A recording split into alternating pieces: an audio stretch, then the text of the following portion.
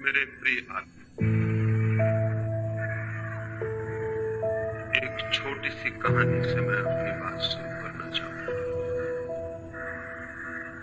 बहुत वर्ष बीते, बहुत सदियां, किसी देश में एक बड़ा चित्रकार था।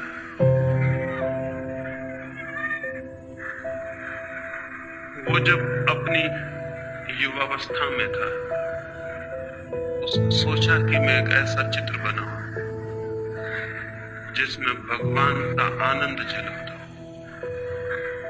मैं ऐसी दो आंखें चित्रित करूं जिनमें अनंत शांति झलकती हो।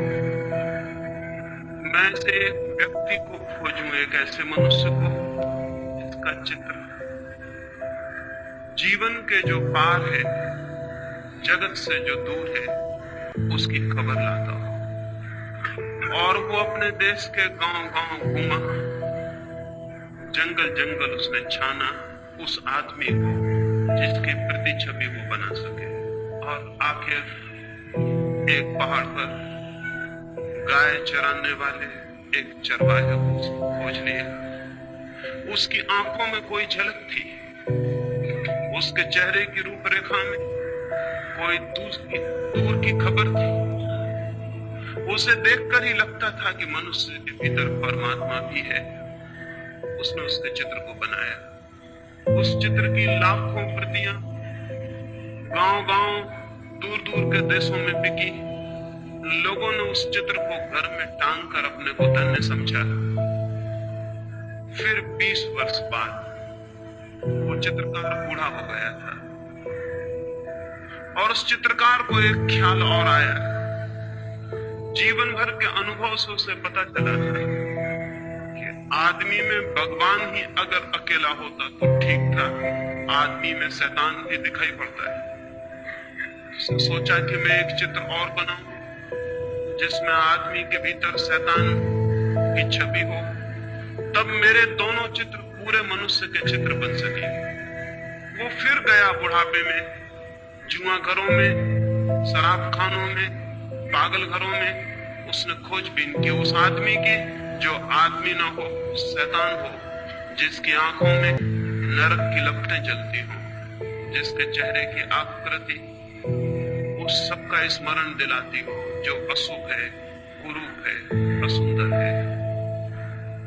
वो पाप की प्रतिमा की खोज में निकला।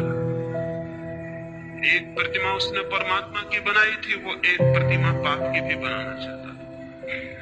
और बहुत खोजने के बाद एक कारागृह में उसे एक कैदी मिल गया जिसने 7 हत्याएं की थी और जो थोड़े ही दिनों बाद मृत्यु की प्रतीक्षा कर रहा था, फांसी पर लटकाया जाने को।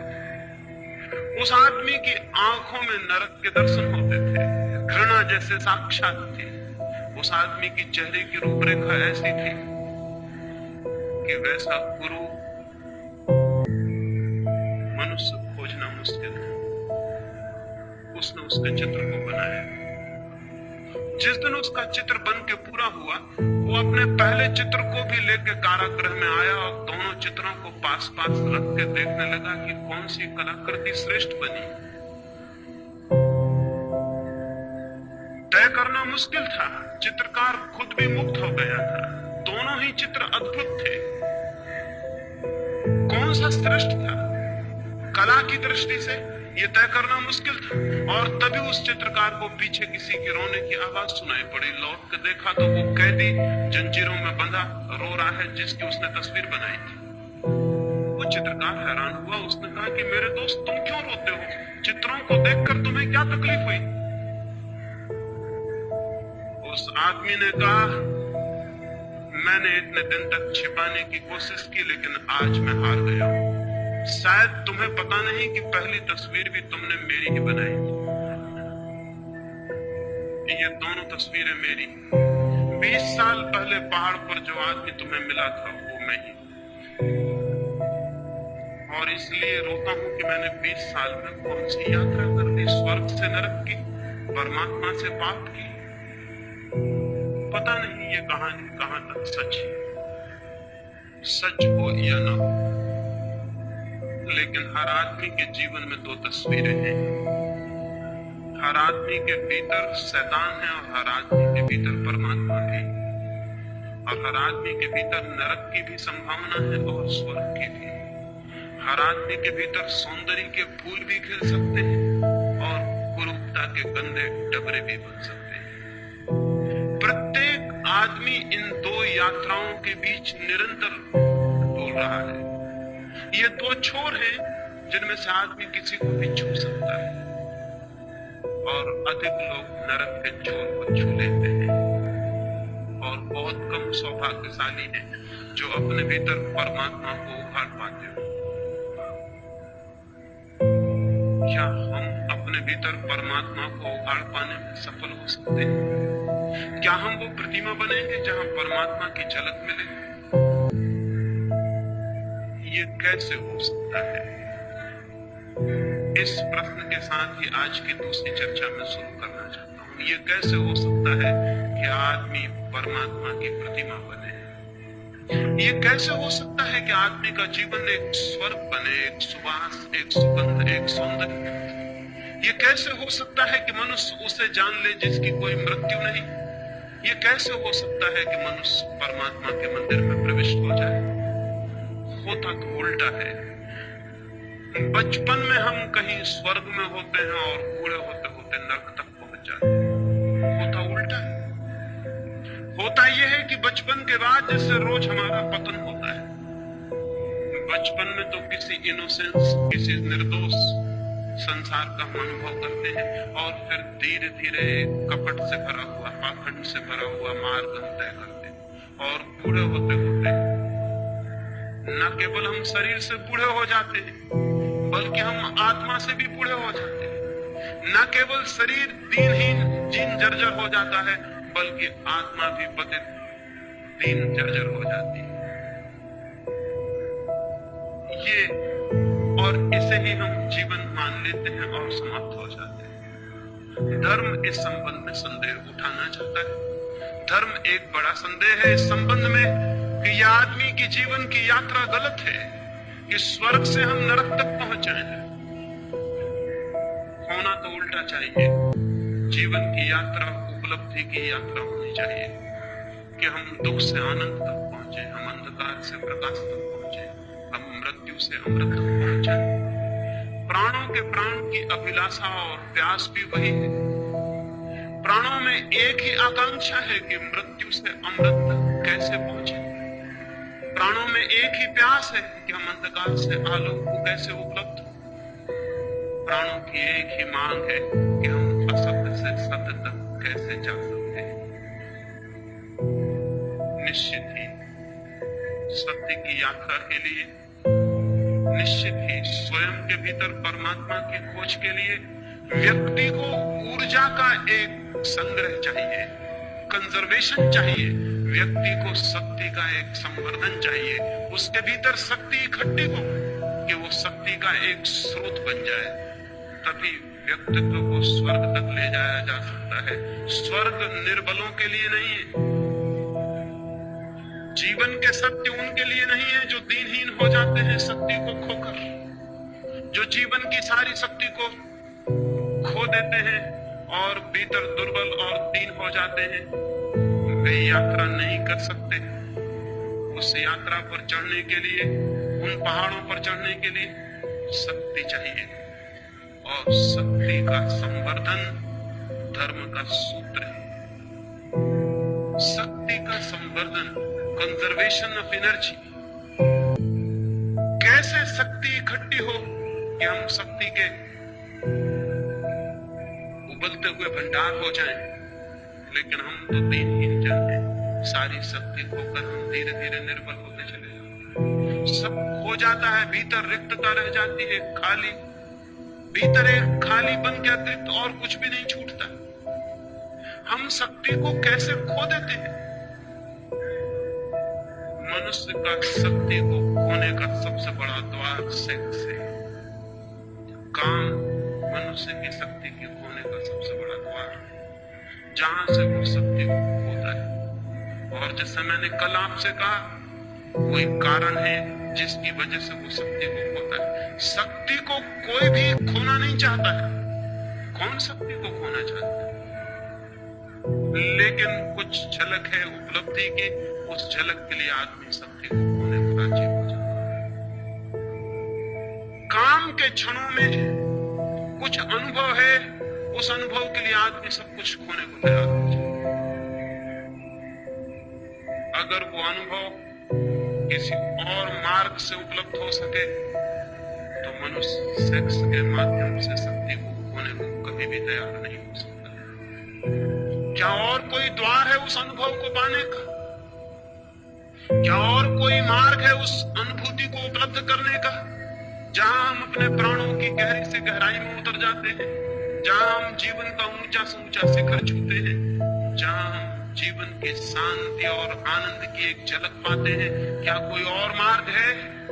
क्या कोई और मार्ग है अपने भीतर पहुंच जाने का? क्या स्वयं की शांति और आनंद के स्रोत तक पहुंच जाने की और कोई सीढ़ी है? अगर वो सीढ़ी हमें दिखाई पड़ जाए तो जीवन में एक क्रांति घटित हो जाती है। आदमी काम के प्रति विमुख और राम के प्रति सन्मुख हो जाता है। एक क्रांति घटित हो जाती है, एक नया द्वार खुल जाता है। मनुष्य की जाति को अगर हम नया द्वार न दे सके तो मनुष्य एक रिपीटेटिव सर्किल में, एक पुनरुक्ति वाले चक्कर में घूमता है और नष्ट होता है। लेकिन आज तक सेक्स के संबंध में जो भी धारणाएं रही हैं, वो मनुष्य को सेक्स के अतिरिक्त नया द्वार खोलने में समर्थ नहीं बना पाई, बल्कि एक उल्टा उपद्रव हुआ। प्रकृति एक ही द्वार देती है मनुष्य को, वो सेक्स का द्वार है। अब तक की शिक्षाओं ने वो द्वार भी बंद कर दिया और नया द्वार खोला नहीं। शक्ति भीतर घूमने लगी और चक्कर काटने लगी, और अगर नया द्वार शक्ति के लिए न मिले तो घूमती हुई शक्ति मनुष्य को विक्षिप्त कर देती है, पागल कर देती है। और विक्षिप्त मनुष्य फिर न केवल उस द्वार से जो सेक्स का सहज द्वार था निकलने की चेष्टा करता है, वो दीवालों और खिड़कियों को तोड़कर भी उसकी शक्ति बाहर बहने लगती है। वो अप्राकृतिक मार्गों से भी सेक्स की शक्ति बाहर बहने लगती है। ये दुर्घटना घटी है। ये मनुष्य जाति के बड़े से बड़े दुर्भाग्यों में से एक है। नया द्वार नहीं खोला गया और पुराना द्वार बंद कर दिया गया। इसलिए मैं सेक्स के विरोध में, दुश्मनी के लिए, दमन के लिए अब तक जो भी शिक्षाएं दी गई हैं, उन सबके स्पष्ट विरोध में खड़ा हूं। उन सारी शिक्षाओं से मनुष्य की सेक्सुअलिटी बढ़ी है, कम नहीं हुई, बल्कि विकृत हुई। क्या करें, लेकिन कोई और द्वार खोला जा सकता है? मैंने आपसे कल कहा, संभोग के क्षण की जो प्रतीति है, वो प्रतीति दो बातों की है, टाइमलेसनेस और इगोलेसनेस। समय शून्य हो जाता है और अहंकार विलीन हो जाता है। समय शून्य होने से और अहंकार विलीन होने से हमें उसका एक झलक मिलती है जो हमारा वास्तविक जीवन है, लेकिन क्षण भर की झलक और हम वापस अपनी जगह खड़े हो जाते हैं और एक बड़ी ऊर्जा, एक बड़ी वैद्युतिक शक्ति का प्रवाह इसमें खो देते हैं। फिर उस झलक की याद, स्मृति मन को पीड़ा देती रहती है। हम वापस उस अनुभव को पाना चाहते हैं, वापस उस अनुभव को पाना चाहते हैं, और वो झलक कितनी छोटी है, एक क्षण में खो जाती है। ठीक से उसकी स्मृति भी नहीं रह जाती कि क्या थी झलक, हमने क्या जाना था। बस एक धुन, एक अर्ज, एक पागल प्रतीक्षा रह जाती है फिर उस अनुभव को पाने की, और जीवन भर आदमी इसी चेष्टा में संलग्न रहता है, लेकिन उस झलक को एक क्षण से ज्यादा नहीं पा सकता है। वही झलक ध्यान के माध्यम से भी उपलब्ध होती है। मनुष्य की चेतना तक पहुंचने के दो मार्ग हैं, काम और ध्यान, सेक्स और मेडिटेशन। सेक्स प्राकृतिक मार्ग है जो प्रकृति ने दिया हुआ है, जानवरों को भी दिया हुआ है, पक्षियों को भी दिया हुआ है, पौधों को भी दिया हुआ है, मनुष्यों को भी दिया हुआ है। और जब तक मनुष्य केवल प्रकृति के दिए हुए द्वार का उपयोग करता है, तब तक वो पशुओं से ऊपर नहीं हो सकता। वो वो सारा द्वार तो पशुओं के लिए भी उपलब्ध है। मनुष्यता का प्रारंभ उस दिन से होता है जिस दिन से मनुष्य सेक्स के अतिरिक्त एक नया द्वार खोलने में समर्थ हो जाता है। उसके पहले हम मनुष्य नहीं है, नाम मात्र को मनुष्य। उसके पहले हमारे जीवन का केंद्र पशु का केंद्र है, प्रकृति का केंद्र है। तब तक हम उसके ऊपर नहीं उठ पाए, उसे ट्रांसेंड नहीं कर पाए, उसका अतिक्रमण नहीं कर पाए। तब तक हम पशुओं की भांति ही जीते हैं। हमने कपड़े मनुष्यों के पहन रखे, हमने भाषा मनुष्यों की बोलते, हमने सारा रूप मनुष्यों का पैदा कर रखा है, लेकिन भीतर गहरे से गहरे मन के तल पर हम पशुओं से ज्यादा नहीं होते, नहीं हो सकते हैं। और इसलिए जरा सा मौका मिल जाए और हमारी मनुष्यता को जरा सी छूट मिल जाए तो हम तत्काल पशु हो जाते हैं। हिंदुस्तान पाकिस्तान का बंटवारा हुआ और हमें दिखाई पड़ गया कि आदमी के कपड़ों के भीतर जानवर बैठा हुआ है। हमें दिखाई पड़ गया कि वो लोग जो कल मस्जिद में प्रार्थना करते थे और मंदिर में गीता पढ़ते थे, वो क्या कर रहे हैं? वो हत्याएं कर रहे हैं, वो बलात्कार कर रहे हैं, वो सब कुछ कर रहे हैं। वही लोग जो मंदिरों मस्जिदों में दिखाई पड़ते थे, वही लोग बलात्कार करते हुए दिखाई पड़ने लगे। क्या हो गया इनको? अभी दंगा फसाद हो जाए, अभी यहां दंगा हो जाए और यही आदमी को दंगे में मौका मिल जाएगा अपनी आदमी से छुट्टी ले लेने और फौरन वो जो भीतर छिपा हुआ पशु प्रकट हो जाए। वो हमेशा तैयार है, वो प्रतीक्षा कर रहा है कि मुझे मौका मिल जाए। भीड़ भाड़ में उसे मौका मिल जाता है तो वो जल्दी से छोड़ देता है अपना ख्याल, वो जो बांध बूंद के उसने रखा हुआ है। भीड़ में मौका मिल जाता है उसे भूल जाने का कि मैं भूल जाऊं अपने को। इसलिए आज तक अकेले आदमियों ने उतने पाप नहीं किए हैं जितने भीड़ में आदमियों ने पाप किए। अकेला आदमी थोड़ा डरता है कि कोई देख लेगा, अकेला आदमी थोड़ा सोचता है कि मैं ये क्या कर रहा हूं। अकेले आदमी को अपने कपड़ों की थोड़ी फिक्र होती है कि लोग क्या कहेंगे, जानवर हो। लेकिन जब बड़ी भीड़ होती है तो अकेला आदमी कहता आप कौन देखता, आप कौन पहचानता। वो भीड़ के साथ एक हो जाता है, उसकी आइडेंटिटी मिट जाती है। अब वो फला नाम का आदमी नहीं, अब एक बड़ी भीड़ है और बड़ी भीड़ जो करती है वो भी करता है, हत्या करता है, आग लगाता है, बलात्कार करता है। भीड़ में उसे मौका मिल जाता है कि वो अपने पशु को फिर से छुट्टी दे दे जो उसके भीतर छिपा है। और इसीलिए आदमी 10-5 वर्षों में युद्ध की प्रतीक्षा करने लगता है, दंगों की प्रतीक्षा करने लगता है। अगर हिंदू मुस्लिम का बहाना मिल जाए तो हिंदू मुस्लिम सही, अगर हिंदू मुस्लिम का ना मिले तो गुजराती मराठी भी काम कर सकता है। अगर गुजराती मराठी ना हो तो हिंदी बोलने वाला और गैर हिंदी बोलने वाला भी काम कर सकता है। कोई भी बहाना चाहिए आदमी को, उसके भीतर के पशु को छुट्टी चाहिए। वो घबरा जाता है, पशु भीतर बंद रहते रहते वो कहता है मुझे प्रकट होने दो। और आदमी के भीतर का पशु तब तक नहीं मिटता है जब तक पशुता का जो सहज मार्ग है उसके ऊपर मनुष्य की चेतना ना उठे। पशुता का सहज मार्ग, हमारी ऊर्जा, हमारी शक्ति का एक ही द्वार है बहने का, वो है सेक्स। और वो द्वार बंद कर दें तो कठिनाई खड़ी हो जाती है। उस द्वार को बंद करने के पहले नए द्वार का उद्घाटन होना जरूरी है, जीवन चेतना नई दिशा में प्रवाहित हो सके। लेकिन ये हो सकता है आज तक किया नहीं गया, नहीं किया गया क्योंकि दमन सरल मालूम पड़ा, रूपांतरण कठिन। दबा देना किसी बात को आसान है, बदलने की विधि और साधना की जरूरत है। इसलिए हमने सरल मार्ग का उपयोग किया कि दबा दो अपने भीतर। लेकिन हम ये भूल गए कि दबाने से कोई चीज नष्ट नहीं होती है, दबाने से और बलशाली हो जाती है। और हम ये भी भूल गए कि दबाने से हमारा आकर्षण और गहरा होता है। जिसे हम दबाते हैं वो हमारे चेतना की और गहरी परतों में प्रविष्ट हो जाता है। हम उसे दिन में दबा लेते हैं, वो सपनों में हमारे आंखों में झूलने लगता है। हम उसे रोजमर्रा दबा लेते हैं, वो हमारे भीतर प्रतीक्षा करता है कि कब मौका मिल जाए, कब मैं फूट पड़ूं, निकल पड़ूं। जिसे हम दबाते हैं उससे हम मुक्त नहीं होते, हम और गहरे अर्थों में और गहराइयों में और अचेतन में और अनकॉन्शियस तक उसकी जड़ें पहुंच जाती हैं और वो हमें जकड़ लेता है। आदमी सेक्स को दबाने के कारण ही बन गया और जकड़ गया। और यही वजह है, पशुओं का तो सेक्स का कोई अवधि होती है, कोई पीरियड होता है वर्ष में। आदमी की कोई अवधि ना रही, कोई पीरियड ना रहा। आदमी 24 घंटे 12 महीने सेक्सुअल है। सारे जानवरों में कोई जानवर ऐसा नहीं कि जो 12 महीने और 24 घंटे कामुकता से भरा हुआ। उसका वक्त है, उसकी ऋतु है, वो आती है और चला जाता है, और फिर उसका स्मरण भी खो जाता है। आदमी को क्या हो गया? आदमी ने दबाया जिस चीज को, वो फैलकर उसके 24 घंटे और 12 महीने के जीवन पर फैल गई।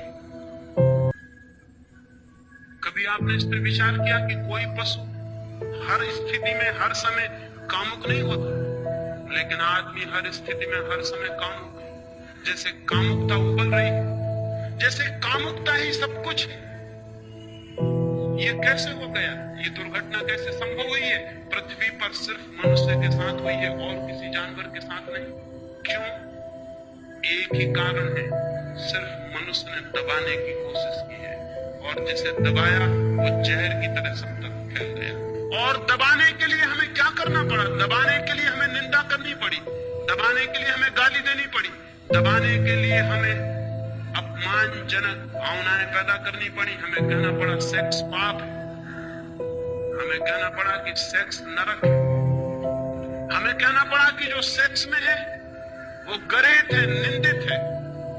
हमें ये सारी गालियां खोजनी पड़ी, तभी हम दबाने में सफल हो सके। और हमें ख्याल भी नहीं कि इन निंदाओं और गालियों के कारण हमारा सारा जीवन जहर से भर गया। नीत्शे ने एक वचन कहा है जो बहुत अर्थपूर्ण है।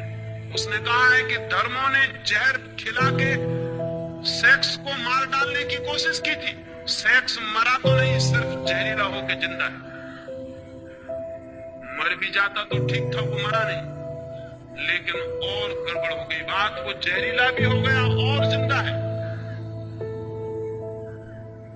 ये जो सेक्सुअलिटी है, ये जहरीला सेक्स है। सेक्स तो पशुओं में भी है, काम तो पशुओं में भी है, क्योंकि काम जीवन की ऊर्जा है। लेकिन सेक्सुअलिटी, कामुकता सिर्फ मनुष्य में, कामुकता पशुओं में नहीं है। पशुओं की आंखों में देखें, वहां कामुकता दिखाई नहीं पड़ेगी। आदमी की आंखों में झांके, वहां एक कामुकता का रस झलकता हुआ दिखाई पड़ेगा। इसलिए पशु आज भी एक तरह से सुंदर है, लेकिन दमन करने वाले पागलों की कोई सीमा नहीं कि वो कहां तक बढ़ जाएंगे। मैंने कल आपको कहा था कि अगर हमें दुनिया को सेक्स से मुक्त करना है तो बच्चे और बच्चियों को एक दूसरे के निकट लाना होगा।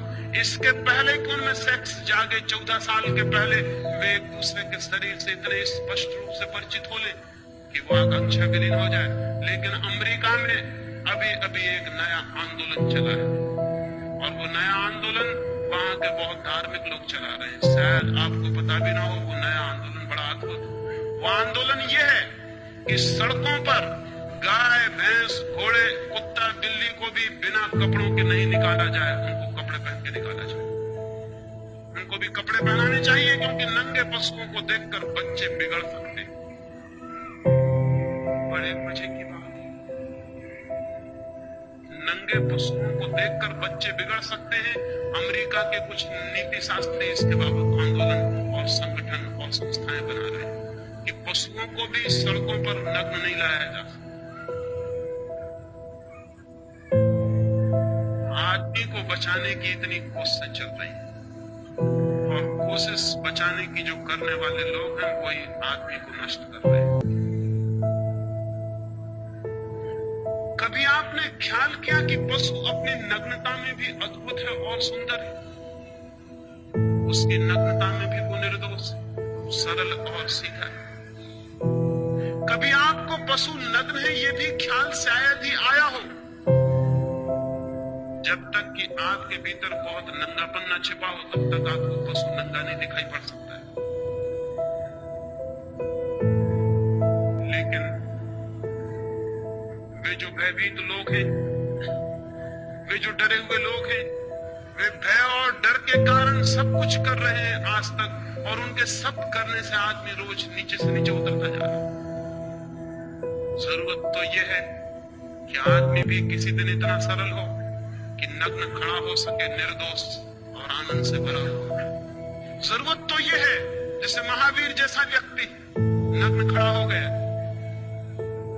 लोग कहते हैं कि उन्होंने कपड़े छोड़े, कपड़ों का त्याग किया। मैं कहता हूं न कपड़े छोड़े न कपड़ों का त्याग किया, चित्त इतना निर्दोष हो गया होगा, इतना इनोसेंट जैसे छोटे बच्चों का, तो वे नग्न खड़े हो गए होंगे। क्योंकि ढांकने को जब कुछ भी नहीं रह जाता तो आदमी नग्न हो सकता है। जब तक ढांकने को कुछ है हमारे भीतर तब तक आदमी अपने को छिपाएगा। जब ढांकने को कुछ भी नहीं है तो नग्न हो सकता है। चाहिए तो एक ऐसी पृथ्वी कि आदमी भी इतना सरल होगा कि नग्न होने में भी उसे कोई पश्चाताप, कोई पीड़ा न होगी, नग्न होने में भी उसे कोई अपराध न होगा। आज तो हम कपड़े पहनकर भी अपराधी मालूम होते हैं, हम कपड़े पहन के भी नंगे हैं, और ऐसे लोग भी रहे जो नग्न होकर भी नग्न नहीं थे। नंगापन मन की एक वृत्ति है, सरलता, निर्दोष चित्त, फिर नग्नता भी सार्थक हो जाती है, अर्थपूर्ण हो जाती है, वो भी एक सौंदर्य ले लेती है। लेकिन अब तक आदमी को जहर पिलाया गया है, और जहर का परिणाम ये हुआ कि हमारा सारा जीवन एक कोने से लेकर दूसरे कोने तक विषाक्त हो गया है। स्त्रियों को हम कहते हैं पति को परमात्मा समझना, और उन स्त्रियों को बचपन से सिखाया गया है कि सेक्स पाप, नरक है, वे कल विवाहित होंगी। वे उस पति को कैसे परमात्मा मान सकेंगी जो उन्हें सेक्स में और नरक में ले जा रहा है। एक तरफ हम सिखाते हैं पति परमात्मा है, और पत्नी का अनुभव कहता है कि यही पहला पापी है जो मुझे नरक में घसीट रहा है। एक बहन ने मुझे आकर कहा पिछली मीटिंग में, जब मैं यहाँ बोला भारतीय विद्या भवन में, तो एक बहन मेरे पास उसी दिन आई और उसने कहा कि मैं बहुत गुस्से में हूं, मैं बहुत क्रोध में हूं। सेक्स तो बड़ी घृणित चीज है, सेक्स तो पाप है, और आपने सेक्स की इतनी बात क्यों की? मैं तो घृणा करती हूं सेक्स। अब ये पत्नी है, इसका पति है, इसके बच्चे हैं, बच्चियां हैं, और ये पत्नी सेक्स को घृणा करती है। ये पति को कैसे प्रेम कर सकती है जो इसे सेक्स में ले जा रहा है? ये उन बच्चों को कैसे प्रेम कर सकती है जो सेक्स से पैदा हो रहे हैं? इसका प्रेम जहरीला रहेगा, इसके प्रेम में जहर छिपा रहेगा।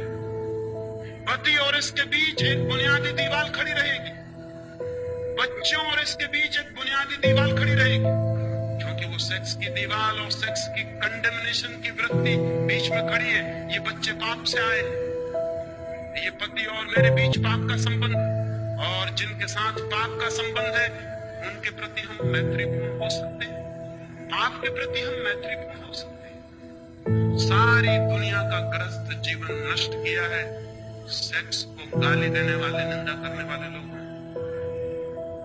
और उन्होंने इसे नष्ट करके जो दुष्परिणाम लाए हैं वो ये नहीं है कि सेक्स से लोग मुक्त हो गए हों। जो पति अपनी पत्नी और अपने बीच एक दीवार पाता है पाप की, वो पत्नी से कभी भी तृप्ति अनुभव नहीं कर पाता। वो आसपास की स्त्रियों को खोजता है, वेश्याओं को खोजता है, खोजेगा। अगर पत्नी से उसे तृप्ति मिल गई होती तो शायद इस जगत की सारी स्त्रियां उसके लिए माँ और बहन हो जाती, लेकिन पत्नी से भी तृप्ति न मिलने के कारण सारी स्त्रियां उसे पोटेंशियल औरतों की तरह, पोटेंशियल पत्नियों की तरह मालूम पड़ती हैं, जिनको पत्नी में बदला जा सकता है। ये स्वाभाविक है, ये होने वाला था, क्योंकि जहां तृप्ति मिल सकती थी वहां जहर है, वहां पाप है, और तृप्ति नहीं मिलती, और वो चारों तरफ भटकता है और खोजता है, और क्या क्या इजादें करता है खोज के आदमी।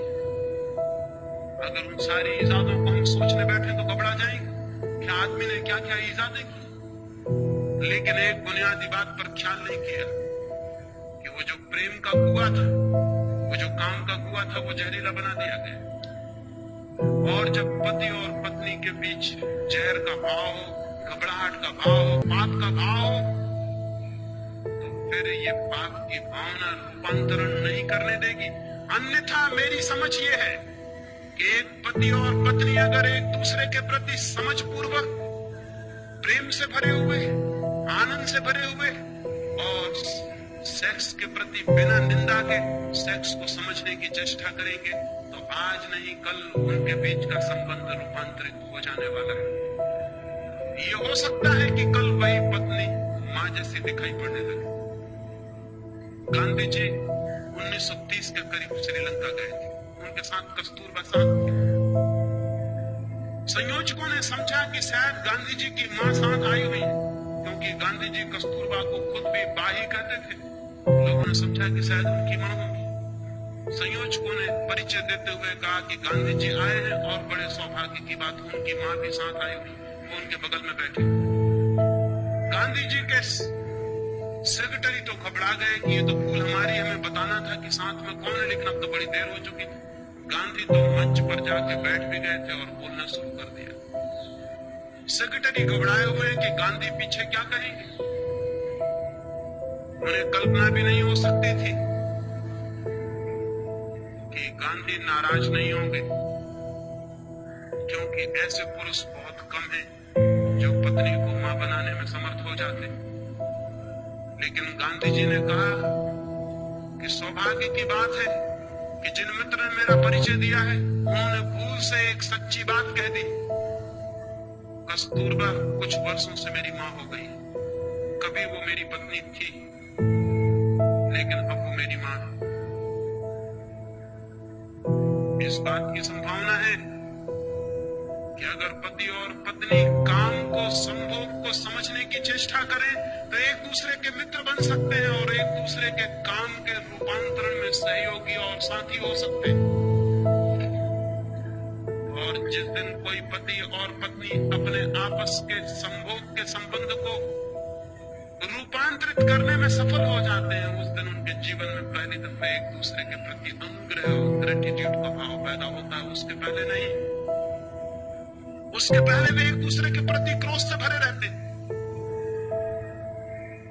उसके पहले वे एक दूसरे के बुनियादी शत्रु बने रहते हैं। उसके पहले उनके बीच एक संघर्ष है, मैत्री नहीं। मैत्री उस दिन शुरू होती है जिस दिन वे एक दूसरे के साथी बनते हैं और उनके काम की ऊर्जा को रूपांतरण करने में माध्यम बन जाते हैं। उस दिन एक अनुग्रह, एक ग्रेटिट्यूड, एक कृतज्ञता का भाव ज्ञापन होता है। उस दिन पुरुष आदर से भरता है स्त्री के प्रति, क्योंकि स्त्री ने उसे काम वासना से मुक्त होने में सहायता पहुंचाई। उस दिन स्त्री अनुग्रहित होती है पुरुष के प्रति कि उसने उसे साथ दिया और उसकी वासना से मुक्ति दिलवाई। उस दिन वे सच्ची मैत्री में बनते हैं, जो काम की नहीं, प्रेम की मैत्री। उस दिन उनका जीवन ठीक उस दिशा में जाता है जहां पत्नी के लिए पति परमात्मा हो जाता है और पति के लिए पत्नी परमात्मा हो जाता है उस दिन। लेकिन वो कुआं तो विषाक्त कर दिया गया। इसलिए मैंने कल कहा कि मुझसे बड़ा शत्रु सेक्स का खोजना कठिन है, लेकिन मेरी शत्रुता का ये मतलब नहीं कि मैं सेक्स को गाली दूं और निंदा करूं। मेरी शत्रुता का मतलब यह है कि मैं सेक्स को रूपांतरित करने के संबंध में दिशा सूचन करूं। मैं आपको कहूं कि वो कैसे रूपांतरित हो सकता है। मैं कोयले का दुश्मन हूं क्योंकि मैं कोयले को हीरा बनाना चाहता हूं। मैं सेक्स को रूपांतरित करना चाहता हूं। वो कैसे रूपांतरित होगा, उसकी क्या विधि होगी? मैंने आपसे कहा एक द्वार खोलना जरूरी है, नया द्वार। बच्चे जैसे ही पैदा होते हैं वैसे ही उनके जीवन में सेक्स का आगमन नहीं हो जाता। अभी देर है, अभी शरीर शक्ति इकट्ठी करेगा, अभी शरीर के अणु मजबूत होंगे, अभी उस दिन की प्रतीक्षा है जब शरीर पूरा तैयार हो जाएगा, ऊर्जा इकट्ठी होगी और द्वार जो बंद रहा है 14 वर्षों तक वो खुल जाएगा ऊर्जा के धक्के से और सेक्स की दुनिया शुरू होगी।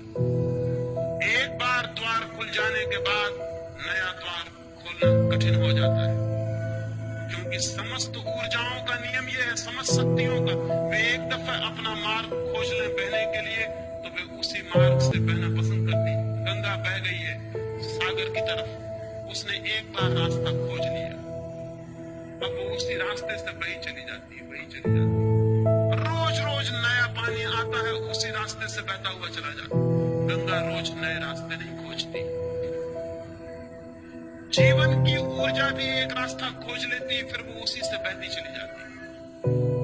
अगर जमीन को कामुकता से मुक्त करना है तो सेक्स का रास्ता खोलने से पहले नया रास्ता, ध्यान का रास्ता तोड़ देना जरूरी है।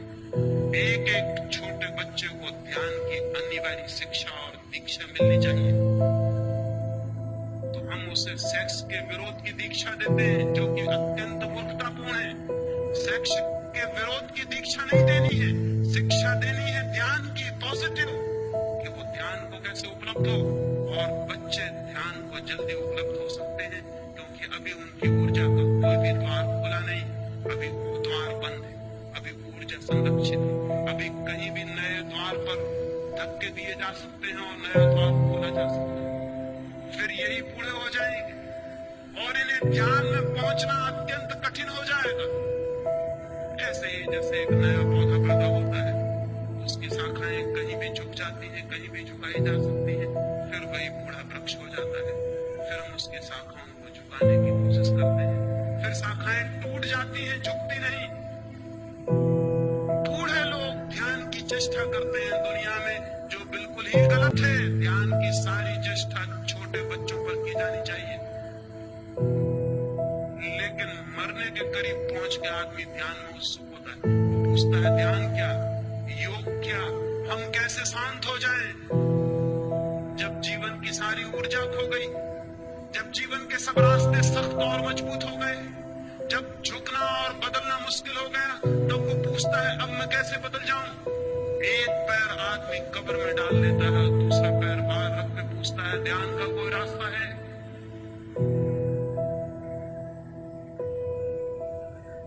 अजीब सी बात है, बिल्कुल पागलपन की बात है। ये पृथ्वी कभी भी शांत और ध्यानस्थ नहीं हो सकेगी जब तक ध्यान का संबंध पहले दिन के पैदा हुए बच्चे से हम न जोड़ेंगे। अंतिम दिन के वृक्ष से नहीं जोड़ा जा सकता। व्यर्थ ही हमें बहुत श्रम उठाना पड़ता है बाद के दिनों में शांत होने के लिए, जो कि पहले एकदम हो सकता है। छोटे बच्चों को ध्यान की दीक्षा काम के रूपांतरण का पहला चरण, शांत होने की दीक्षा, निर्विचार होने की दीक्षा, मौन होने की दीक्षा। बच्चे ऐसे भी मौन हैं, बच्चे ऐसे भी शांत हैं। अगर उन्हें थोड़ा सा दिशा दी जाए और उन्हें मौन और शांत होने के लिए घड़ी भर की शिक्षा दी जाए, तो जब वे 14 वर्ष के होने के करीब आएंगे, जब काम जगेगा, तब तक उनका एक द्वार खुल चुका होगा, शक्ति इकट्ठी होगी और जो द्वार खुला है उसी द्वार से बहनी शुरू हो जाएगी। उन्हें शांति का, आनंद का, कालहीनता का, निरअहंकार भाव का अनुभव सेक्स के बहुत अनुभव के पहले उपलब्ध हो जाएगा। वही अनुभव उनकी ऊर्जा को गलत मार्गों से रोकेगा और ठीक मार्गों पर ले आएगा। लेकिन हम छोटे छोटे बच्चों को ध्यान तो नहीं सिखाते, काम का विरोध सिखाते हैं। पाप है, गंदगी है, कुरूपता है, बुराई है, नरक है, ये सब हम बताते हैं। और इस सब के बताने से कुछ भी फर्क नहीं पड़ता, कुछ भी फर्क नहीं पड़ता, बल्कि हमारे बताने से वे और भी आकर्षित होते हैं और तलाश करते हैं कि क्या है ये गंदगी, क्या है ये नरक, जिसके लिए बड़े इतने भयभीत और बेचैन हैं। और फिर थोड़े ही दिनों में उन्हें ये भी पता चल जाता है कि बड़े जिस बात से हमें रोकने की कोशिश कर रहे हैं, खुद दिन रात उसी में लीन। और जिस दिन उन्हें ये पता चल जाता है, माँ बाप के प्रति सारी श्रद्धा समाप्त हो जाती है। माँ बाप के प्रति श्रद्धा समाप्त करने में शिक्षा का हाथ नहीं है। माँ बाप के प्रति श्रद्धा समाप्त करने में माँ बाप का अपना हाथ है।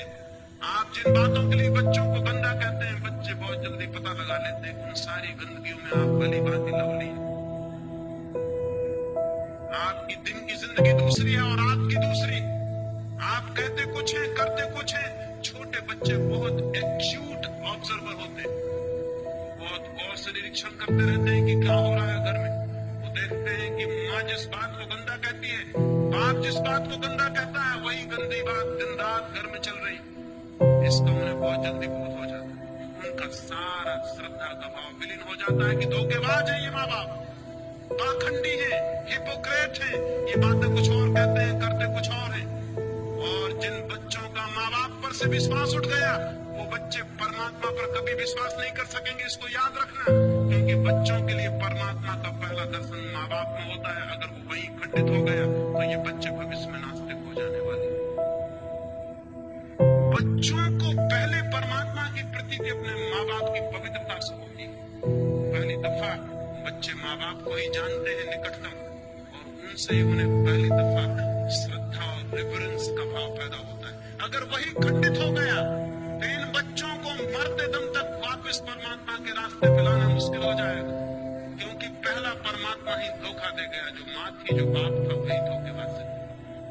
आज सारी दुनिया में जो लड़के ये कह रहे हैं कि कोई परमात्मा नहीं है, कोई आत्मा नहीं, कोई मोक्ष नहीं है, धर्म सब बकवास है, उसका कारण ये नहीं है कि लड़कों ने पता लगा लिया है कि आत्मा नहीं है, परमात्मा नहीं। उसका कारण ये है कि लड़कों ने माँ बाप का पता लगा लिया है कि धोखेबाज।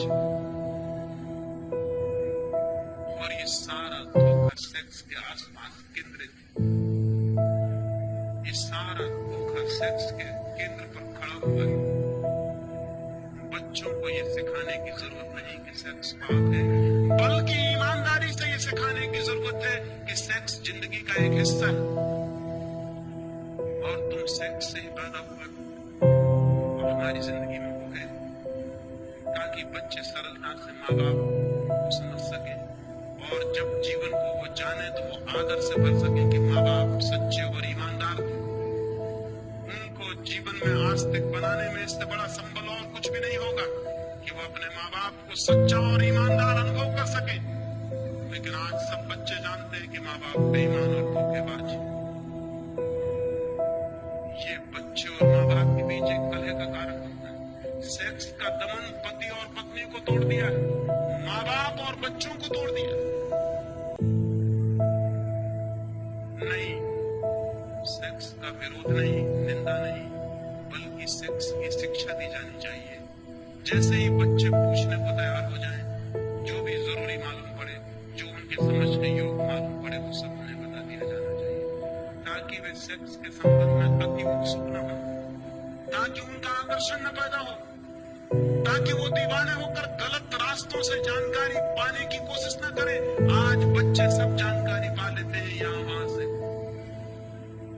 गलत मार्गों से, गलत लोगों से उन्हें जानकारी मिलती जो जीवन भर उन्हें पीड़ा देती। और माँ बाप और उनके बीच एक मौन की दीवार होती है, जैसे माँ बाप को कुछ भी पता नहीं और बच्चों को भी कुछ पता नहीं।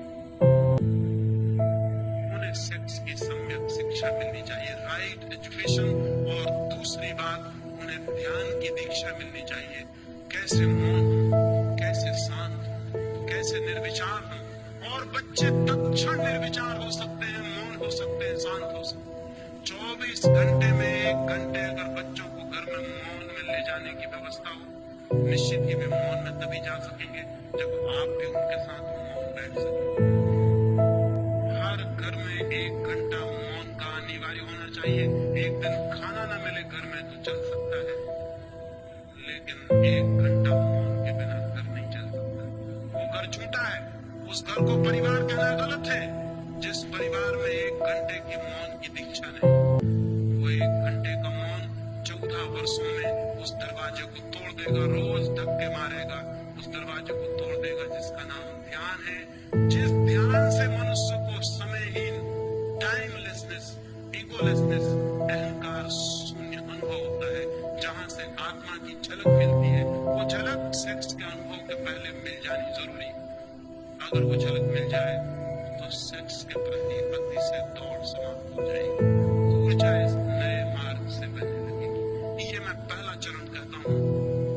ब्रह्मचर्य की साधना में, सेक्स के ऊपर उठने की साधना में, सेक्स की ऊर्जा के ट्रांसफॉर्मेशन के लिए पहला चरण है ध्यान और दूसरा चरण है प्रेम।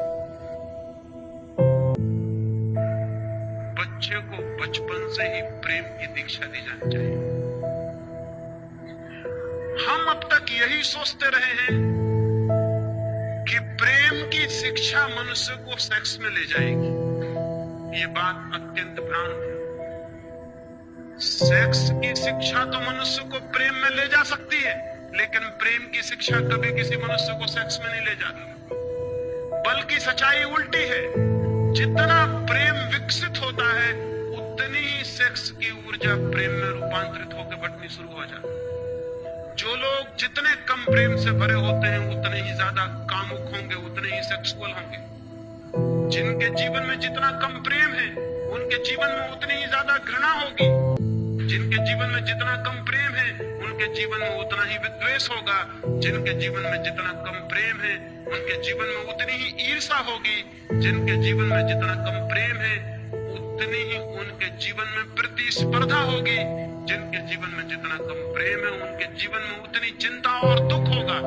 दुख, चिंता, ईर्ष्या, घृणा, द्वेष, इन सब से जो आदमी जितना ज्यादा घिरा है उसकी शक्तियां सारी की सारी भीतर इकट्ठी हो जाती हैं। उनके निकास का कोई मार्ग नहीं रह जाता। उनके निकास का एक ही मार्ग रह जाता है, वो सेक्स। प्रेम शक्तियों का निकास बनता है। प्रेम बहाव है। क्रिएशन सृजनात्मक है प्रेम, इसलिए वो बहता है और एक तृप्ति लाता है। वो तृप्ति सेक्स की तृप्ति से बहुत ज्यादा कीमती और गहरी। जिसे वो तृप्ति मिल गई वो फिर कंकड़ पत्थर नहीं बीनता, जिसे हीरे जवाहरात मिलने शुरू हो जाता। लेकिन घृणा से भरे आदमी को वो तृप्ति कभी नहीं मिलती। घृणा में वो तोड़ देता है चीजों को, लेकिन तोड़ने से कभी किसी आदमी को कोई तृप्ति नहीं मिलती। तृप्ति मिलती है निर्माण करने से। द्वेष से भरा आदमी संघर्ष करता है, लेकिन संघर्ष से कोई तृप्ति नहीं मिलती। तृप्ति मिलती है दान से, देने से, छीन लेने से नहीं। संघर्ष करने वाला छीन लेता है, छीनने से वो तृप्ति कभी नहीं मिलती जो किसी को दे देने से और दान से उपलब्ध होती है। महत्वाकांक्षी आदमी एक पद से दूसरे पद की यात्रा करता रहता है, लेकिन कभी भी शांत नहीं हो पाता। शांत वे होते हैं जो पदों की यात्रा नहीं बल्कि प्रेम की यात्रा करते हैं, जो प्रेम के एक तीर्थ से दूसरे तीर्थ की यात्रा करते हैं। जितना आदमी प्रेम पूर्ण होता है उतना तृप्ति, एक कंटेंटमेंट, एक गहरा संतोष, एक आनंद का भाव, एक उपलब्धि का भाव उसके प्राणों के रग रग में बहने लगता है। उसके सारे शरीर से एक रस झलकने लगता है जो तृप्ति का रस है, जो आनंद का रस है। वैसा तृप्त आदमी सेक्स की दिशाओं में नहीं जाता। जाने के लिए, रोकने के लिए चेष्टा नहीं करनी पड़ती, वो जाता ही नहीं। क्योंकि यही तृप्ति क्षण भर को सेक्स से मिलती थी, प्रेम से ये तृप्ति 24 घंटे को मिल जाती। तो दूसरी दिशा है कि व्यक्तित्व का अधिकतम विकास प्रेम के मार्ग पर होना चाहिए। हम प्रेम करें, हम प्रेम दें, हम प्रेम में जिए। और जरूरी नहीं है कि हम प्रेम मनुष्य को ही देंगे तभी प्रेम की दीक्षा होगी। प्रेम की दीक्षा तो पूरे व्यक्तित्व के प्रेम पूर्ण होने की दीक्षा है। वो तो टू बी लविंग होने की दीक्षा है। एक पत्थर को भी हम उठाएं तो ऐसे उठा सकते हैं जैसे मित्र को उठा रहे हैं, और एक आदमी का हाथ भी हम ऐसे पकड़ सकते हैं जैसे शत्रु का हाथ पकड़े हुए। एक आदमी वस्तुओं के साथ भी प्रेमपूर्ण व्यवहार कर सकता है। एक आदमी आदमियों के साथ भी ऐसा व्यवहार करता है जैसा वस्तुओं के साथ भी नहीं करना चाहिए। घृणा से भरा हुआ आदमी वस्तुएं समझता है मनुष्य को, प्रेम से भरा हुआ आदमी वस्तुओं को भी व्यक्तित्व देता है। एक फकीर से मिलने एक जर्मन यात्री गया हुआ था। वो किसी क्रोध में होगा, उसने दरवाजे पर जोर से जूते खोल दिए। जब जूतों को पटका, धक्का दिया दरवाजे को जोर से। क्रोध में आदमी जूते भी खोलता है तो ऐसे जैसे जूते दुश्मन, दरवाजा भी खोलता है तो ऐसे जैसे दरवाजे से कोई झगड़ा हो। दरवाजे को धक्के देकर वो भीतर गया, उस फकीर से जाकर नमस्कार किया। उस फकीर ने कहा कि नहीं, अभी मैं नमस्कार का उत्तर न दे सकूंगा, पहले तुम दरवाजे से और जूतों से क्षमा मांगो। आदमी ने कहा, पागल हो गए, दरवाजों और जूतों से क्षमा? क्या उनका भी कोई व्यक्तित्व है? उस फकीर ने कहा, तुमने क्रोध करते समय कभी भी न सोचा कि इनका कोई व्यक्तित्व है। तुमने जूते ऐसे पटके जैसे उनमें जान हो, जैसे उनका कोई कसूर हो। तुमने दरवाजा ऐसा खोला जैसे तुम दुश्मन हो। नहीं, जब तुमने क्रोध करते वक्त उनका व्यक्तित्व मान लिया तो पहले जाओ क्षमा मांग के आ जाओ, तब मैं तुमसे आगे बात करूं, अन्यथा मैं बात करने को नहीं। अब वो आदमी दूर जर्मनी से उस फकीर को मिलने गया था, इतनी सी बात पे मुलाकात न हो सकेगी, मजबूरी थी, उसे जाके दरवाजे पर हाथ जोड़ के क्षमा मांगनी पड़ी कि मित्र क्षमा कर दो। जूतों को कहना पड़ा माफ करिए, भूल हो गई हमने जो आपको इस भांति गुस्से में खोला। उस जर्मन यात्री ने लिखा है कि लेकिन जब मैं क्षमा मांग रहा था तो पहले तो मुझे हंसी आई कि मैं क्या पागलपन कर रहा हूं, लेकिन जब मैं क्षमा मांग चुका तो मैं हैरान हुआ, मुझे एक इतनी शांति मालूम हुई जिसकी मुझे कल्पना नहीं हो सकती थी कि दरवाजे और जूतों से क्षमा मांग के शांति मिल सकती। मैं जाकर उस फकीर के पास बैठा, वो हंसने लगा और उसने कहा अब ठीक, अब कुछ बात हो सकती है, तुमने थोड़ा प्रेम जाहिर किया, अब तुम संबंधित हो सकते हो, समझ भी सकते हो, क्योंकि अब तुम प्रफुल्लित हो, अब तुम आनंद से भर गए हो। सवाल मनुष्यों के साथ ही प्रेम पूर्ण होने का नहीं, प्रेम पूर्ण होने का है।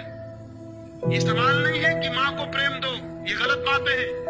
जब कोई माँ अपने बच्चों को कहती है कि मैं तेरी माँ हूं इसलिए प्रेम कर, तब वो गलत शिक्षा दे रही है, क्योंकि जिस प्रेम में इसलिए लगा हुआ है देयरफॉर वो प्रेम झूठा। जो कहता है इसलिए प्रेम करो कि मैं बाप हूं, वो गलत शिक्षा दे रहा है, वो कारण बता रहा है प्रेम का। प्रेम अकारण होता है, प्रेम कारण सहित नहीं होता। माँ कहती मैं तेरी माँ हूं, मैंने तुझे इतने दिन पाला पोसा बड़ा किया इसलिए प्रेम कर, वो वजह बता रही, प्रेम खत्म हो गया। अगर वो प्रेम भी होगा तो बच्चा झूठा प्रेम दिखाने की कोशिश करेगा, क्योंकि ये माँ है इसलिए प्रेम दिखाना पड़ेगा। नहीं, प्रेम की शिक्षा का मतलब है प्रेम का कारण नहीं, प्रेम पूर्ण होने की सुविधा और व्यवस्था कि बच्चा प्रेम पूर्ण हो सके। जो माँ कहती मुझसे प्रेम कर क्योंकि मैं माँ हूं, वो प्रेम नहीं सिखा रही। उसे ये कहना चाहिए कि ये तेरा व्यक्तित्व, ये तेरे भविष्य, ये तेरे आनंद की बात है कि जो भी तेरे मार्ग पे पड़ जाए तो उससे प्रेम पूर्ण हो। पत्थर पड़ जाए, फूल पड़ जाए, आदमी पड़ जाए, जानवर पड़ जाए, ये सवाल जानवर को प्रेम देने का नहीं, फूल को प्रेम देने का नहीं, माँ को प्रेम देने का नहीं, तेरे प्रेम पूर्ण होने का है, क्योंकि तेरा भविष्य इस पर निर्भर करेगा कि तू कितना प्रेम पूर्ण है, तेरा व्यक्तित्व कितना प्रेम से भरा हुआ है, उतना तेरे जीवन में आनंद की संभावना बढ़ेगी। प्रेम पूर्ण होने की शिक्षा चाहिए मनुष्य, तो वो कामुकता से मुक्त हो सकता है। लेकिन हम तो प्रेम की कोई शिक्षा नहीं देते, हम तो प्रेम का कोई भाव पैदा नहीं करते, हम तो प्रेम के नाम पर भी जो बातें करते हैं वो झूठी सिखाते हैं उनको। क्या आपको पता है कि एक आदमी एक के प्रति प्रेम पूर्ण और दूसरे के प्रति घृणा पूर्ण हो सकता है? यह संभव है। प्रेम पूर्ण आदमी प्रेम पूर्ण होता है, आत्मा से कोई संबंध नहीं है उस बात का। अकेले में बैठता है तो भी प्रेम पूर्ण होता है, कोई नहीं होता तो भी प्रेम पूर्ण होता है। प्रेम पूर्ण होना उसके स्वभाव की बात है, वो आपसे संबंधित होने का सवाल नहीं। क्रोधी आदमी अकेले में भी क्रोधपूर्ण होता है, घृणा से भरा आदमी अकेले में भी घृणा से भरा होता है। वो अकेले भी बैठा है तो आप उसको देख के कह सकते हैं कि ये आदमी क्रोधी है, हालांकि वो किसी पर क्रोध नहीं कर रहा है, लेकिन उसका सारा व्यक्तित्व क्रोधी है। प्रेम पूर्ण आदमी अगर अकेले में बैठा है तो आप कहेंगे ये आदमी कितने प्रेम से भरा हुआ बैठा। फूल एकांत में खिलते हैं जंगल के तो वहां भी सुगंध बिखेरते रहते हैं, चाहे कोई सूंघने वाला हो या ना हो। रास्ते से कोई निकले या निकले, फूल सुगंधित होता रहता है। फूल का सुगंधित होना स्वभाव है, इस भूल में आप मत पड़ना कि आपके लिए सुगंधित हो रहा है। प्रेम पूर्ण होना व्यक्तित्व बनाना चाहिए, वो हमारा व्यक्तित्व हो, इससे कोई संबंध नहीं कि वो किसके प्रति। लेकिन जितने प्रेम करने वाले लोग हैं वो सोचते हैं कि मेरे प्रति प्रेम पूर्ण हो जाओ और किसी के प्रति नहीं, और उनको पता नहीं कि जो सबके प्रति प्रेम पूर्ण नहीं हो किसी के प्रति प्रेम पूर्ण नहीं हो सकता। पत्नी कहती पति से मुझे प्रेम करना बस, फिर आ गया स्टॉप, फिर इधर उधर कहीं देखना मत, फिर और कहीं तुम्हारे प्रेम की जरा सी धारा ना बहे, बस प्रेम यानी इस तरफ। और उस पत्नी को पता नहीं कि ये प्रेम झूठा वो अपने हाथ से की ले रही। जो पति प्रेम पूर्ण नहीं है हर स्थिति में हर एक के प्रति, वो तो पत्नी के प्रति भी प्रेमपूर्ण कैसे हो सकता है? प्रेमपूर्ण 24 घंटे के जीवन का स्वभाव। ऐसी कोई बात नहीं कि हम किसी के प्रति प्रेमपूर्ण हो जाएं और किसी के प्रति प्रेमहीन हो जाएं। लेकिन आज तक मनुष्यता इसको समझने में समर्थ नहीं हो पाई। बाप कहता है कि मेरे प्रति प्रेमपूर्ण, लेकिन घर में जो चपरासी है उसके प्रति वो तो नौकर। लेकिन उसे पता नहीं कि जो बेटा एक बूढ़े नौकर के प्रति प्रेमपूर्ण नहीं हो पाया है, वो बूढ़ा नौकर भी किसी का बाप है। वो आज नहीं कल जब उसका बाप भी बूढ़ा हो जाएगा, उसके प्रति भी प्रेमपूर्ण नहीं रह जाएगा। तब ये बाप पछताएगा कि मेरा लड़का मेरे प्रति प्रेमपूर्ण नहीं। लेकिन इस बाप को पता ही नहीं कि लड़का प्रेमपूर्ण हो सकता था उसके प्रति भी, अगर जो भी आसपास थे सबके प्रति प्रेमपूर्ण होने की शिक्षा दी गई होती तो वो इसके प्रति भी प्रेमपूर्ण होता। प्रेम स्वभाव की बात है, संबंध की बात नहीं। प्रेम रिलेशनशिप नहीं है, प्रेम है स्टेट ऑफ माइंड, मनुष्य के व्यक्तित्व का भीतरी अंग। तो हमें प्रेमपूर्ण होने की दूसरी दीक्षा दी जानी चाहिए एक एक चीज के प्रति। अगर बच्चा एक किताब को भी गलत ढंग से रखे तो गलती बात है, उसे उसी क्षण टोकना चाहिए कि तुम्हारे व्यक्तित्व के लिए शोभादायक नहीं कि तुम इस भांति किताब को रखो। कोई देखेगा, कोई सुनेगा, कोई पाएगा कि तुम किताब के साथ दुर्व्यवहार किए हो, तुम एक कुत्ते के साथ गलत ढंग से पेश आए हो। ये तुम्हारे व्यक्तित्व की गलती है। एक फकीर के बाबत मुझे ख्याल आता है, एक छोटा सा फकीर का झोपड़ा। रात थी, जोर से वर्षा होती थी, रात के 12 बजे होंगे। फकीर और उसकी पत्नी दोनों सोते थे। किसी आदमी ने दरवाजे पर दस्तक दी। छोटा था झोपड़ा, कोई शायद शरण चाहता है। उसकी पत्नी से उसने कहा कि द्वार खोल दे। कोई द्वार पर खड़ा है, कोई यात्री, कोई अपरिचित मित्र। सुनते हैं उसकी बात, उसने कहा कोई अपरिचित मित्र। हमारे तो जो परिचित हैं वो भी मित्र नहीं होते। उसने कहा कोई अपरिचित मित्र, ये प्रेम का भाव। कोई अपरिचित मित्र द्वार पर खड़ा है, द्वार खोल। उसकी पत्नी ने कहा लेकिन जगह तो बहुत कम है, हम 2 के लायक ही मुश्किल से, कोई तीसरा आदमी भीतर आएगा तो हम क्या करेंगे? उस फकीर ने कहा पागल, ये किसी अमीर का महल नहीं है कि छोटा पड़ जाए, ये गरीब की झोपड़ी। अमीर का महल छोटा पड़ जाता है हमेशा, एक मेहमान आ जाए तो महल छोटा पड़ जाता है। ये गरीब की झोपड़ी है। उसकी पत्नी ने कहा इसमें झोपड़ी, अमीर और गरीब का क्या सवाल, जगह छोटी है। उस फकीर ने कहा जहां दिल में जगह बड़ी हो वहां झोपड़ा महल की तरह मालूम होता है, और जहां दिल में छोटी जगह हो वहां झोपड़ा। तो क्या महल भी छोटा और झोपड़ा हो जाता? द्वार खोल दे। द्वार पर खड़े हुए आदमी को वापस कैसे लौटाया जा सकता है? अभी हम दोनों लेटे थे, अब 3 लेट नहीं सकेंगे, तीनों बैठेंगे। बैठने के लिए काफी जगह है। मजबूरी थी, पत्नी को दरवाजा खोल देना पड़ा। एक मित्र आ गया, पानी से भीगा हुआ, उसके कपड़े बदले, फिर वो तीनों बैठ के गपशप करने लगे। दरवाजा फिर बंद है। फिर किन्हीं 2 आदमियों ने दरवाजे पे दस्तक दी। अब उस फकीर ने उस मित्र को कहा, वो दरवाजे के पास था, कि दरवाजा खोल दो, मालूम होता है कोई आया। उस आदमी ने कहा कैसे खोलूं दरवाजा, जगह कहाँ है यहाँ? वो आदमी अभी 2 घड़ी पहले आया था खुद, और भूल गया ये बात कि जिस प्रेम ने मुझे जगह दी थी वो मुझे जगह नहीं दी थी, प्रेम था उसके भीतर इसलिए जगह दी थी। अब फिर कोई दूसरा आ गया, फिर जगह बनानी पड़ेगी। लेकिन उस आदमी ने कहा नहीं, दरवाजा खोलने की जरूरत नहीं, मुश्किल से हम 3 बैठे हुए। वो फकीर हंसने लगा। उसने कहा बड़े पागल हो, मैंने तुम्हारे लिए जगह नहीं की थी, प्रेम था इसलिए जगह की थी। प्रेम अब भी है, वो तुम पर चुप गई नहीं गया और समाप्त नहीं हो गया। दरवाजा खोलो। अभी हम दूर दूर बैठे हैं, फिर हम पास पास बैठ जाएंगे। पास पास बैठने के लिए काफी जगह है, और रात ठंडी है, पास पास बैठने में आनंद ही और होगा। दरवाजा खोलना पड़ा। 2 आदमी भीतर आ गए। फिर वे पास पास बैठ के गपशप करने लगे, और थोड़ी देर बीती है और रात आगे बढ़ गई और वर्षा हो रही, और एक गधे ने आके सिर लगाया दरवाजे से, पानी में भीग गया है, वो रात शरण चाहता है। उस फकीर ने कहा कि मित्रों, वो 2 मित्र दरवाजे पर बैठे हुए थे जो पीछे आए थे, दरवाजा खोल दो। कोई अपरिचित मित्र फिर आ गया। उन लोगों का ये मित्र वगैरह नहीं है, ये गधा है, इसकी जगह खोलने की कोई जरूरत नहीं। उस फकीर ने कहा तुम्हें शायद पता नहीं अमीर के दरवाजे पर आदमी के साथ भी गधे जैसा व्यवहार किया जाता है। ये गरीब की झोपड़ी है, हम गधे के साथ भी आदमी जैसा व्यवहार करने की आदत से हो जाते हैं। दरवाजा खोल दो, पर वे दोनों कहने लगे जगह, उस वकील ने कहा जगह बहुत है, अभी हम बैठे हैं, अब हम खड़े हो जाएंगे, खड़े होने के लिए काफी जगह। और फिर तुम घबराओ मत, अगर जरूरत पड़ेगी तो मैं हमेशा बाहर होने के लिए तैयार हूं। प्रेम इतना कर सकता है, एक लविंग एटीट्यूड, एक प्रेमपूर्ण हृदय बनाने की जरूरत है। जब प्रेमपूर्ण हृदय बनता है तो व्यक्तित्व का एक तृप्ति का भाव, एक रसपूर्ण तृप्ति। क्या आपको कभी ख्याल है जब भी आप किसी के प्रति जरा से प्रेमपूर्ण हुए, पीछे एक तृप्ति की लहर छूट गई? क्या आपको कभी भी ख्याल है कि जीवन में तृप्ति के क्षण वे ही रहे हैं जो बेशर्त प्रेम के क्षण रहे होंगे, जब कोई शर्त ना रही होगी प्रेम की? और जब आपने रास्ते चलते एक अजनबी आदमी को देख के मुस्कुरा दिया हो, उसके पीछे छूट गई तृप्ति का कोई अनुभव है? उसके पीछे साथ आ गया एक शांति का भाव, एक प्राणों में एक आनंद की लहर का कोई पता है?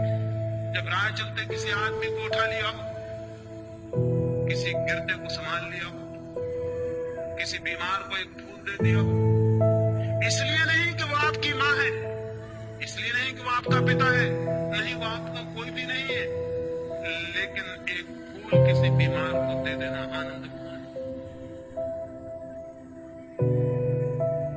व्यक्तित्व में प्रेम की संभावना बढ़ती जानी चाहिए, वो इतनी बढ़ जानी चाहिए पौधों के प्रति, पक्षियों के प्रति, पशुओं के प्रति, आदमियों के प्रति, अपरिचितों के प्रति, अनजान लोगों के प्रति, विदेशियों के प्रति, जो बहुत दूर है उनके प्रति, जानदारों के प्रति प्रेम हमारा बढ़ता चला जाए।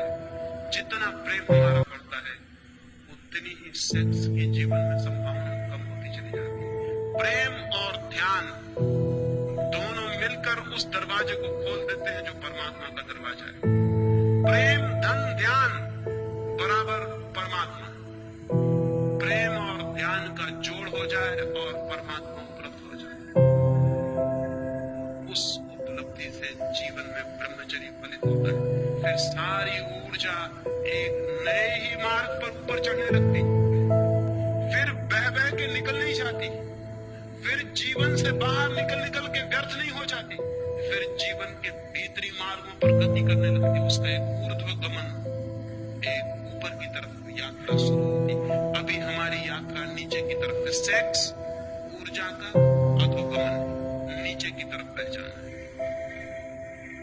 ब्रह्मचर्य ऊर्जा का ऊर्ध्वगमन है, ऊपर की तरफ उठ जाना है।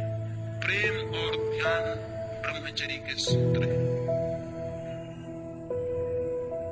तीसरी बात कल आपसे करने को कि ब्रह्मचर्य उपलब्ध होगा तो क्या फल होगा, क्या होगी उपलब्धि, क्या मिल जाएगा? ये दो बातें मैंने आज आपसे कही, प्रेम और ध्यान। मैंने ये कहा कि छोटे बच्चों से इनकी शिक्षा शुरू हो जानी चाहिए। इससे आप ये मत सोच लेना कि अब तो हम बच्चे नहीं रहे इसलिए करने को कुछ बाकी नहीं। ये आप मत सोच के चले जाना, अन्यथा मेरी मेहनत फिजूल गई। आप किसी भी उम्र के हो, ये काम शुरू किया जा सकता है, ये काम कभी भी शुरू किया जा सकता है। हालांकि जितनी उम्र बढ़ती चली जाती है उतना मुश्किल होता चला जाता है। बच्चों के साथ हो सके सौभाग्य, लेकिन कभी भी हो सके सौभाग्य इतनी देर कभी भी नहीं हुई है कि हम कुछ भी ना कर सके। हम आज शुरू कर सकते हैं, और जो लोग सीखने के लिए तैयार हैं वो बूढ़े में भी बच्चों जैसे ही होते हैं, बुढ़ापे में भी शुरू कर सकते हैं अगर उनकी सीखने की क्षमता है, अगर लर्निंग का एटीट्यूड है, अगर वो इस ज्ञान से नहीं भर गए कि हमने सब जान लिया और सब पा लिया, वे सीख सकते हैं और वे छोटे बच्चों की भांति नई यात्रा शुरू कर सकते हैं। बुद्ध के पास एक भिक्षु कुछ वर्षों से दीक्षित था। एक दिन बुद्ध ने उससे पूछा कि भिक्षु तुम्हारी उम्र क्या है?